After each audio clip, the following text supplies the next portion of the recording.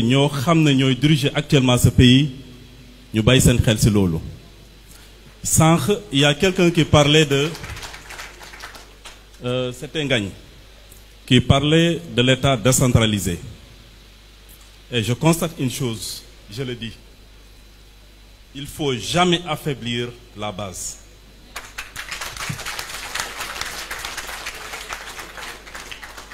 te lu ma gis ma constaté que mooy loolu moo nekk di am.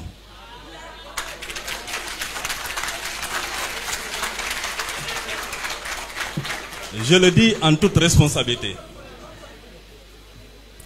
Je ne suis pas un nouveau dans ce parti. Tey jii soo ko defee tu es en train de scier sur la branche bi nga togg te loolu nag il faudrait qu'on essaie de voir d'autres systèmes alternatifs pour remédier à ça. Gisuma leneen ñu ngi dem ci échéance.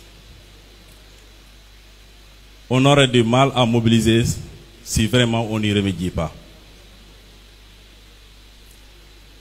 Je vous dis une autre chose encore parce que je pense que les gens pensent que les cartes se trouvent au niveau de Moncap. C'est une erreur.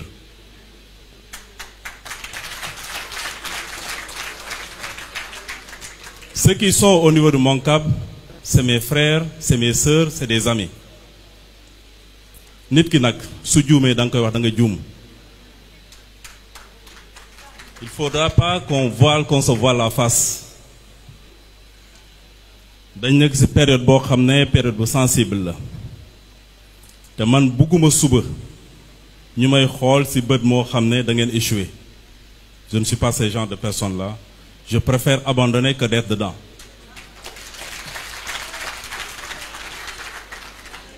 su ñu bëggee ce changement systémique bu ñuy wax il faut que ñu jox responsabilité bi ñu nekk ci base bi parce que ñu mettre en confiance ñoo ñooy mën a régler beaucoup de choses. Parce que lépp loo xam ne jox ngeen ko gëm naa ni ñoo duñ ko caaxaane te à ce niveau il y a problème. Je le dis devant les caméras et je l'assume aussi. Tey jii je pense que il y a pas un oreille attentif à ce sujet moo tax may wax parce que je suis au niveau des Parcelles Assainies, je suis responsable de la section depuis 2015. Certes, le parti est né devant moi depuis octobre 2013 qu'on pensait à mettre en place ce parti. Et le parti est né en 2014.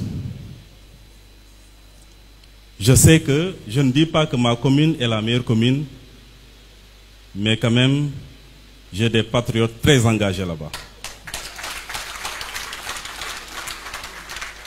Et je suis sûr et certain que c'est le cas de Grand Yoff aussi, et de Keur Massar, ainsi de suite. Par contre, il y a des gens qui ont la légitimité. Il faut les encadrer, les aider à asseoir leur base et à aider le parti à aller devant. Et deuxièmement, si le parti est à un certain niveau, c'est parce que ces gens étaient là au moment où c'était difficile. Et si on les met de côté, j'en suis sûr et certain que l'objectif qu'on veut atteindre, je ne dis pas qu'on va l'atteindre, mais ça sera difficile. Et nos adversaires sont là, tout prêts, à scruter les points faibles de ce parti. Quel que soit le coin ou le recoin que ces derniers peuvent surfer pour obtenir ce gage de sécurité de la population et cette confiance de la population. Et tey jii suñu fi nekkee dañ ñëw pour wax nan la ñuy def ba changement bu mën a nekk changement bu ñu koy mën a apporter moo ñoo xam ne xam nañ ko comprendre nañ ko yàgg nañ ci wax nañ ko ñoom yëpp sànq loo xam ne moo métti ñoo xam ne fu métti nag il faut que nit ñi wax ko et loolu moo tax c'est un parti vraiment démocratique. Nit ñi lu ñu xalaat la ñuy wax te kenn du leen ko teree wax. Que ça soit le président Bassirou Diomaye Faye, que ça soit le président du parti Ousmane Sonko, la même chose. S'ils étaient là devant moi, je dirais la même chose. parce que ñoom ñooñu jàngal ni li nga xalaat mu doon dëgg ci yow na nga ko wax.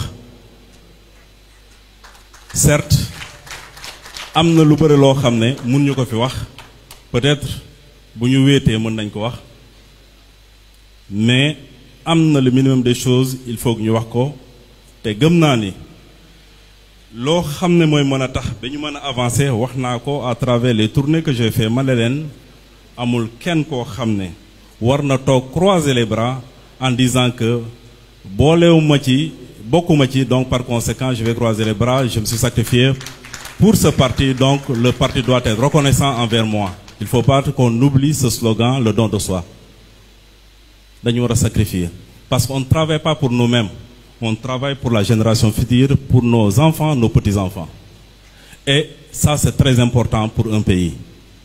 Fépp fu ñu nekk bépp responsabilité bu ñu jox il faut que ñu bàyyi suñu xel xale yoo xam ne ñëw liggéey boobu nag daf ñu war ñun en tant que responsable au niveau des instances de base mais instances de base yooyu lay plaider tey na nguur gi na leen dooleel doole boobu mooy tax ba moom tamit à son niveau lépp lu mu bëgg a sampal lu mu bëgg a doxal mu am facilité à ce niveau te loolu des na